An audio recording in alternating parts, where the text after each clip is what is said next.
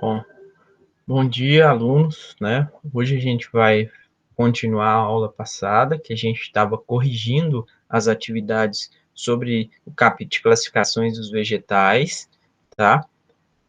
E aí a gente começou a correção já na aula passada, corrigiu a questão 1, e agora a gente está passando para a questão 2. Para quem não corrigiu a questão 1 ainda, era para marcar X só nas afirmativas verdadeiras, tá? Que representavam expressões corretas sobre a classificação das briófitas, pteridófitas e gimnospermas, que são os tipos de planta. Aqui, exemplo, é musgos e avencas. Aqui, pteridófitas é, exemplo, samambaia, xaxim. E gimnospermas são os pinheiros e araucárias, tá?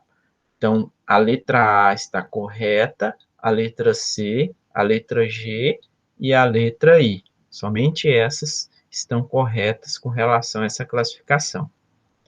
Então, vamos para a número 2. A número 2 mostra uma figura de uma folha com umas bolinhas abaixo da folha, tá vendo? Essas montes de bolinhas aqui. E pergunta, a que grupo de planta pertence essa folha, tá? Essa folha representa as pteridófitas. É uma folha de samambaia, o verso da folha, e essas bolinhas aqui representam os esporos. Esporos são células importantes na reprodução desse tipo de planta.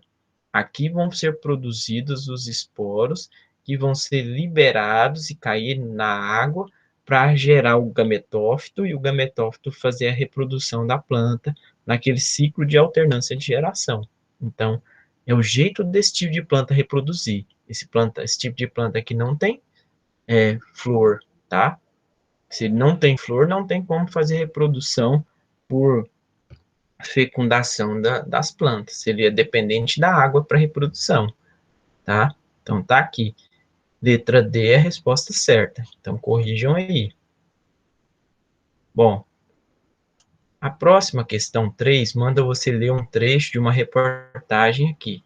Essa reportagem fala sobre como uma simples planta curou as feridas de milhares de soldados na Primeira Guerra Mundial.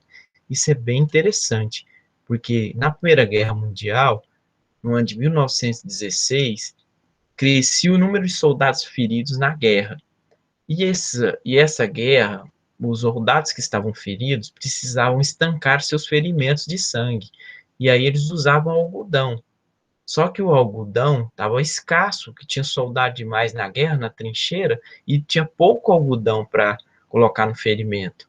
Aí um cirurgião botânico, né, que conhecia de plantas na época, pegou um tipo de planta, que é essa daqui, ó, o esfagno, que é um tipo de musgo, tá vendo ele aqui, a imagem dele?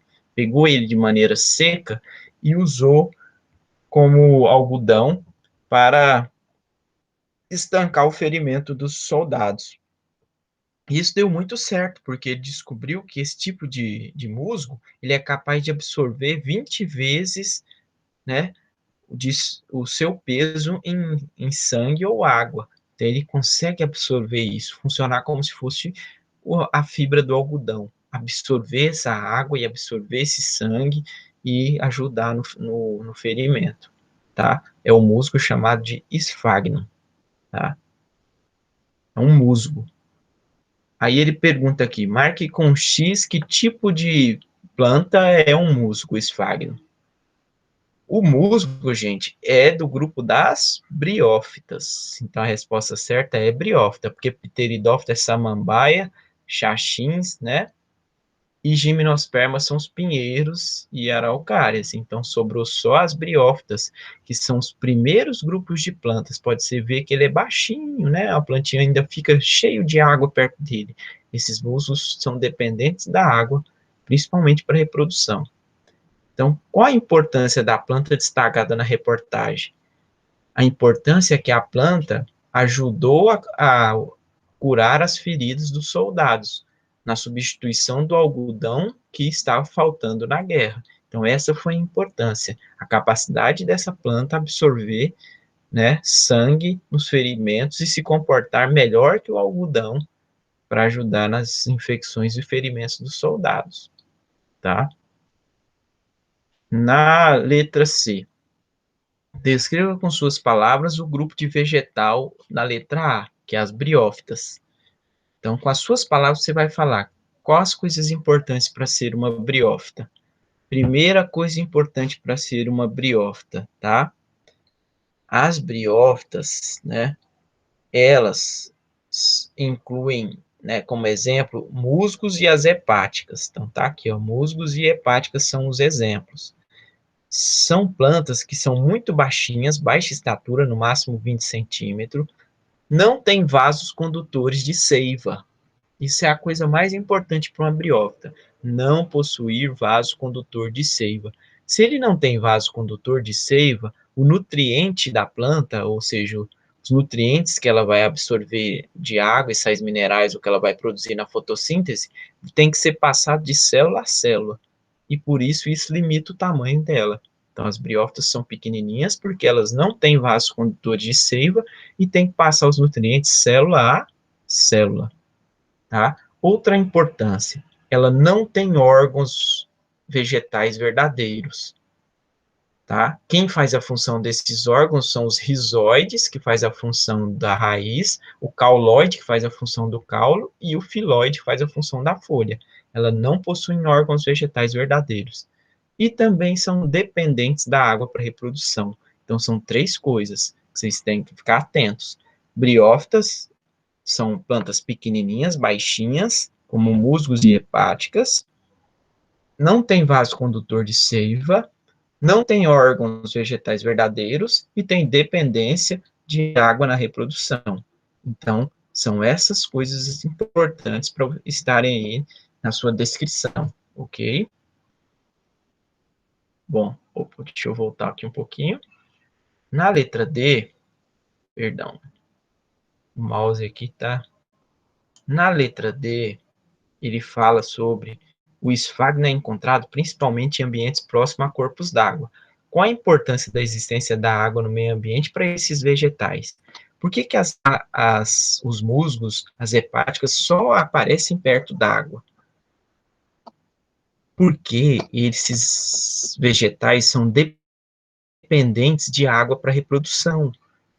Assim, a existência em ambientes úmidos possibilita a movimentação dos anterozoides para eles chegarem até a osfera e fazer a fecundação, permitindo a formação do zigoto e, consequentemente, nascer novas plantas de musgos e hepáticas. Então, isso tudo é por causa da reprodução. Se eles não conseguem viver longe da água, porque longe da água eles não iam conseguir se reproduzir. Tá? Então, a dependência da água é por causa da reprodução. Então, olhem aí, leem aí e corrijam a questão D. Bom, então aí a gente já finaliza, né, as correções das atividades e passa para o próximo grupo de plantas, que é o grupo mais evoluído, né, o mais recente, que é as angiospermas, tá? Anjo, em latim, significa vaso, esperma significa semente. Então, são sementes guardadas dentro de vasos. O vaso que guarda a semente, gente, é o fruto. Então, são plantas que geram frutos. Vamos pensar num abacate. O abacate tem aquela parte verde, né? E lá dentro do abacate tem uma bolinha. Aquela bolinha é a semente.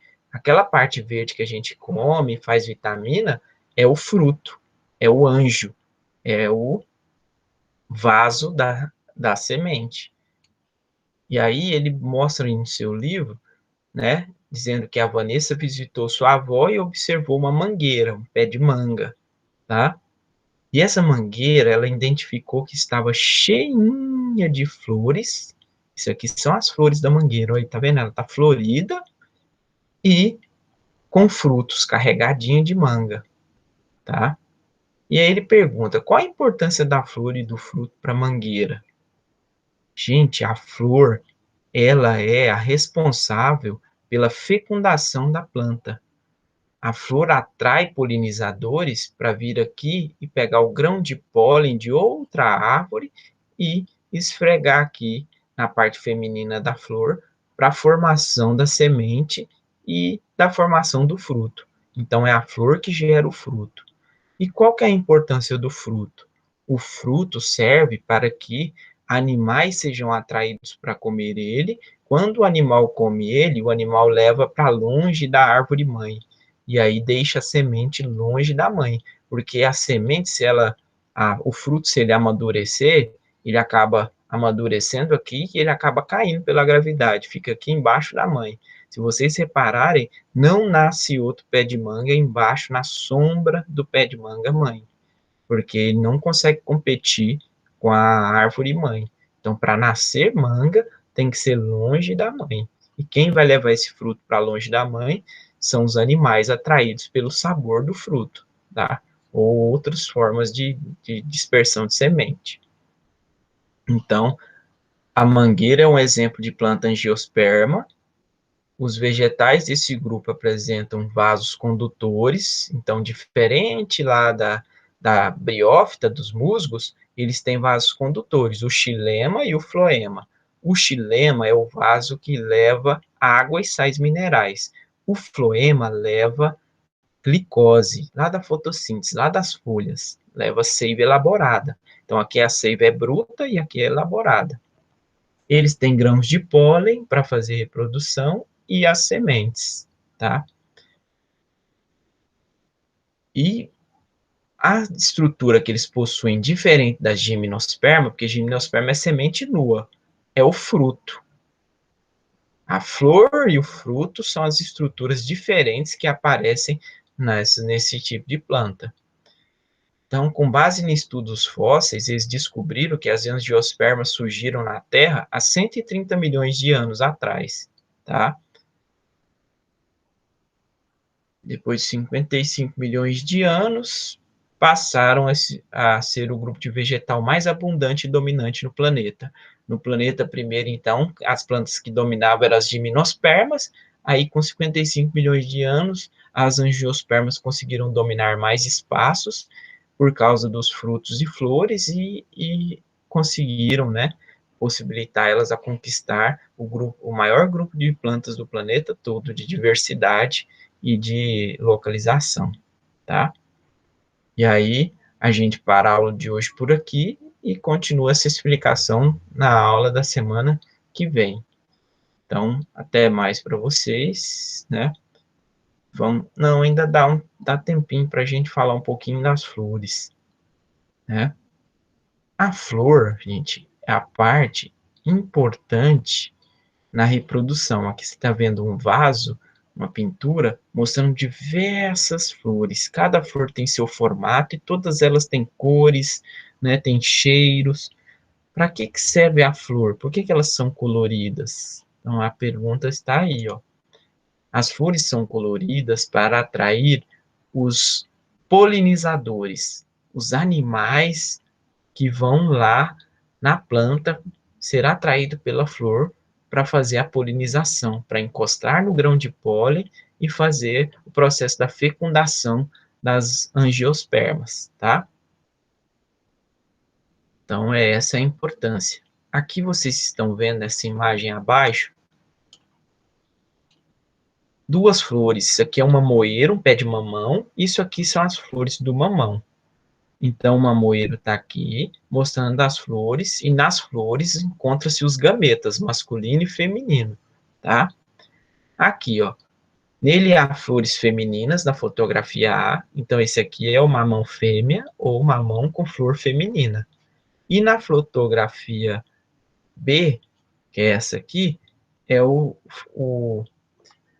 mamão macho, chamado de mamão macho, que produz os gametas masculinos.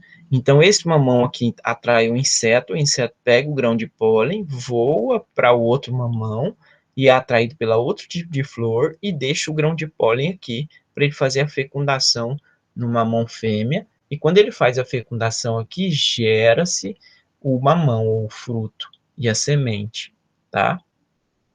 Briófitas e pteridófitas, os gametas masculinos chegam até o gameta feminino com auxílio da água. Já nas gimnospermas, eles dependem principalmente do vento. Então, quem poliniza nas gimnospermas é o vento. A angiosperma, ela, por sua vez, ela depende de animais para ocorrer o encontro dos gametas, principalmente de animais. Ela pode fazer com vento também, mas ela usa mais animais. E esses animais são chamados de polinizadores. Um exemplo é a abelha. A abelha senta nas flores, sai cheia de pólen e faz a fecundação das árvores, tá? Nós também podemos falar sobre as estruturas que compõem uma flor. Isso aqui é uma flor de hibiscos. Essas partes coloridas grandes aqui a gente chama de pétalas. Essas partes verdes aqui a gente chama de sépala, tá? Então tá aqui, ó, as partes da planta. Essa parte aqui, ó, tem esses hastes aqui com essa estrutura, são as partes masculinas. Na letra F é chamada de androceu. E essa parte todinha aqui do meio, com esse biquinho aqui, é o gineceu. Então, parte masculina, parte feminina da flor. Essa flor é uma flor hermafrodita, tem os dois, o androceu, que é a parte masculina, e o gineceu.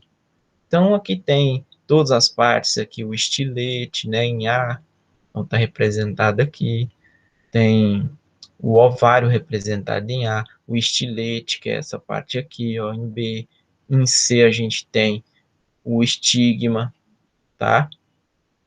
E aqui é o embriãozinho, é o óvulo em E. Em D a gente tem o ovário e o óvulo. Então, tá todas as estruturas representadas aqui de uma flor. Então, a flor é o órgão masculino e feminino da planta. Em algumas plantas, como o mamão eu falei para vocês, tem só flor macho e flor fêmea, flor só com androceu ou flor só com gineceu. Então, existem essas diferenças também, tá? Na próxima aula, a gente fala sobre inflorescência. Inflorescência é quando uma flor apresenta milhares de flores juntas, tá? Muitas espécies de angiospermas apresentam flores juntas, reunidas. Isso a gente chama de inflorescência. O exemplo é o girassol. O girassol não é uma flor só. Flor mesmo, isso aqui é tudo sépala pintada. As pétalas do girassol e os órgãos dele estão aqui, ó. Aqui uma flor do girassol, duas, três, quatro. Então tem milhares de flores que ficam aqui, ó. Isso que é a flor do girassol. São muitas flores juntas, é uma inflorescência, não essa parte toda, tá? Pode chegar até 4 metros de altura um girassol.